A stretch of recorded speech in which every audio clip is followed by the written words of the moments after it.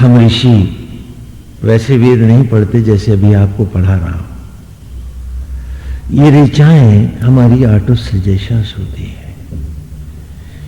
ये अमृत के कुंड हैं जिन्हें हम बराबर झूम के पिया करते हैं। आज आपको उसी भाव में थोड़ी सी कुछ ऋचाएं सुना दूं। मधुचंद्र ऋषि के उसी चौथे सूक्त को एक बार तुम्हारे सामने रखता हूं, तो तुम्हें समझ में आ जाएगा। कहा, स्वरूप कृतनोदय सुदुगाम गोदुहे जुहुमसी देवी देवी। पिछली ऋचाएं इसलिए लेता हूं कि अगली ले लूंगा तो आपको समझ में नहीं आएगा। ये आप मेरे साथ पढ़ के समझ के, और इसकी किताबें भी आपके पास हैं, अर्थ भी है।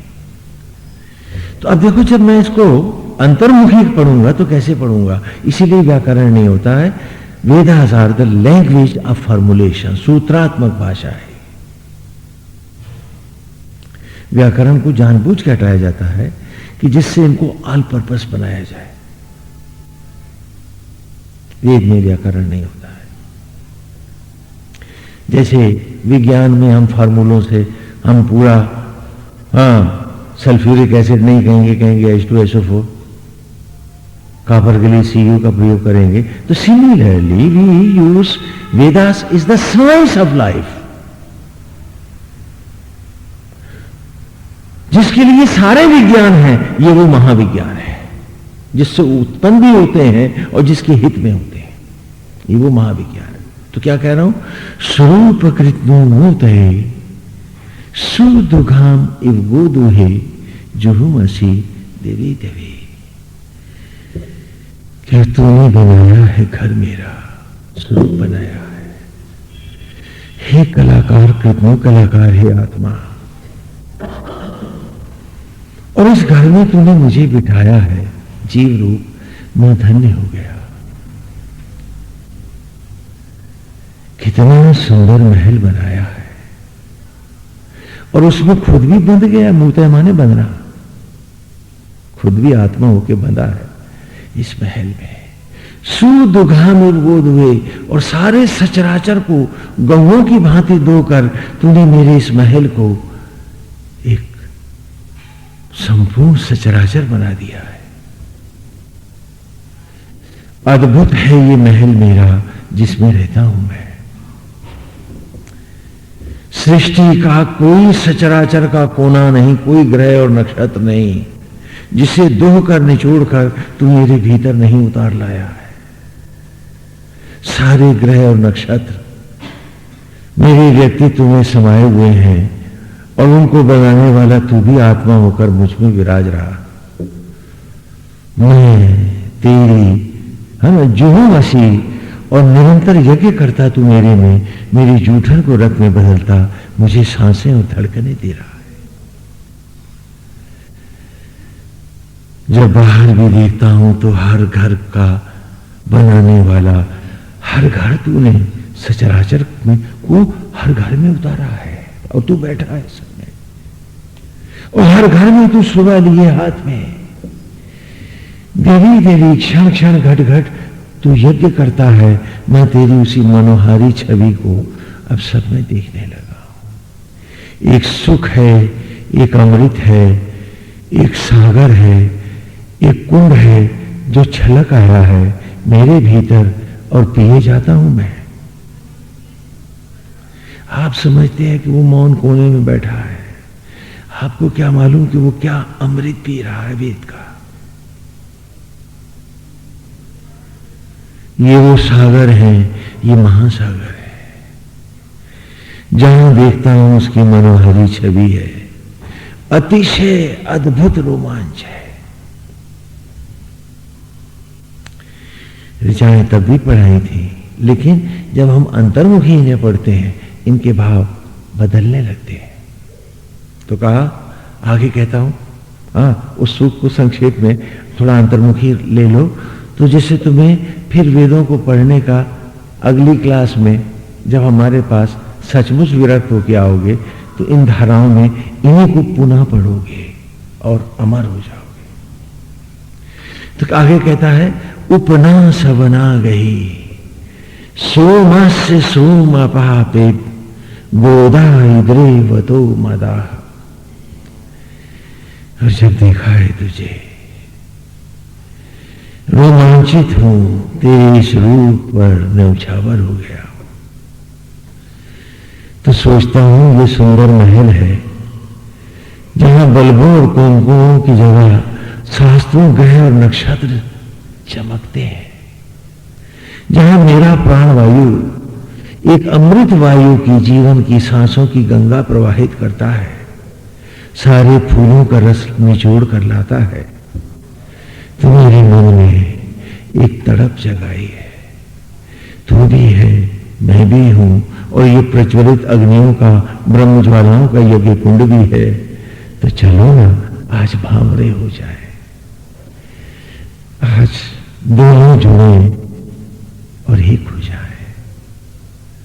तो कहा उपना सवन आ गई, तो मैं सवन ले रहा हूं।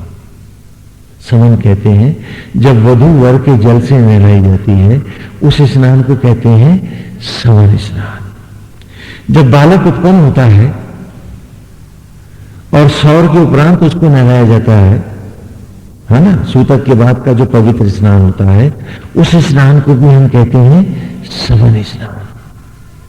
और मृत्यु के समय मृतदेह को हवन यज्ञ करने से पहले, चिता पर अग्नि देने से पूर्व जब नहलाते हैं, उस स्नान को भी क्या कहते हैं सवन स्नान।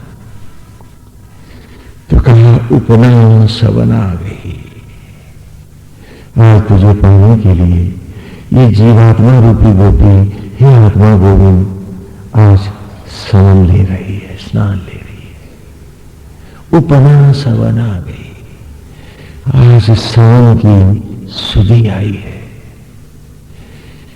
मुझे दुल्हन की तरह वर के जल से नहलाना है, और जल है और पिया है मेरा अनंत ज्योति। तो सोम से उस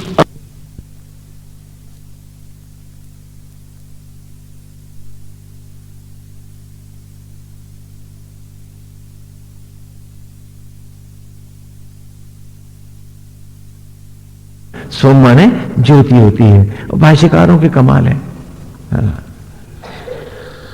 सोम से सोम अपापिब, और उसी का आज ज्योतियों का ही आचमन है। आज न ईर्षा पीता, न द्वेष, न लोभ, न मोह, न आसक्ति, न मेरा न तेरा। आज तो तेरी ज्योतियों का ही आचमन लेता हूं, समन लेता हूं। उपना सवन आ गई, सोम से सोम अपापिब गोदा इद्रे वतो मदा। और पिया है इस जल को तो जो तेरे रूप का नशा आया है, तो ऐसा मद है कि धरती से भी बड़ा है, सूरज भी उसमें छोटा है, इतना मद चढ़ाया है। जैसे सूरज को अर्पित उस पर सम्मोहित पृथ्वी अनंत काल से उसकी भावरें लेती है, परिक्रमाएं करती है। आज मेरा भी मन हे प्रियतम तुझ में झूम झूम जाता है, मन है कि परिक्रमाएं किए जाता है। और आज समन लिया है, आज वरण होगा, योग होगा। योग माने मिलन। अभी आजकल आप लोग योगा क्लासेस ज्वाइन करने लगे, पूछो ये मुर्गासन, कुक्कुटासन, न्यूरासन, अगर यही योग है, टांगे तोड़ के बैठना, सिर के बल खड़े हो जाना, तो गांव का जोकर योगेश्वर होगा और सर्कस का नट भी नारायण हो जाएगा। योग का अर्थ है जुड़ना, यहां योग हो रहा। तो कहा गोदा इधरे वतो मदा, एक नशा है, एक अमृत है जो भरा है। आज मन जीवात्मा वधु की उस कल्पनाओं को जिए जाता है, जैसे वधु विवाह से पूर्व पति के वरण के समय की कल्पना और अनुभूतियां पाती हैं। आज वही रोमांच है, वही सुखद कल्पनाएं हैं। आज तुझ में मिलना है, तेरा मेरा योग होना है। युज धातु, योग माने जुड़ना, हमें जुड़ जाना है। बड़ी मुश्किल थी, बड़ी मुश्किल से आ पाए इस घर के भीतर तुझ तक। आज अमेरिका पहुंचना आसान है, कुछ घंटों की फ्लाइट है। कहीं भी जा सकते हैं। यदि अतिशय दुर्लभ है तो तुझ तक पहुंचना है। उम्र तमाम गई और मैं भीतर की एक खिड़की न खोल पाया, भीतर अपनी झांक न पाया। तो कहा आना आसान नहीं था। कैसे आया? कहा अथाति अंतमानाम विद्याम सुमति नाम मानो अतीक्षा आ गई। क्या आरंभ किया था कि नहाने से पहले उबटन से मांजना भी तो था मुझे। जाने कितने युगों की मैल, कितने जन्मों की मैल थी। तो वो जो तमा हल्दी थी और जो उबटन बना था, अन्न आदि को जोड़ करके जो उबटन बनाया था, तो उसमें विद्या की हल्दी थी, सुमति के अन्न थे। कोई साधारण उबटन नहीं था ये। विद्या और सुमति के उबटन से मैं मजता रहा था। अगर धुल न पाता तो आज तुझे कैसे पाता। और हम हैं कि उसे बाहर की मैल के साथ ही ईश्वर को पाना चाहते हैं। हाँ, एक दिया है कि कैसे हम वेदों का अमृत पीते हैं। आपने तो खाली अभी भाष्य लिए हैं थोड़े थोड़े। हाँ, ये सप्तधारा ग्रंथ है और सहस्त्र मणियों की कांति हर ऋचा रखती है।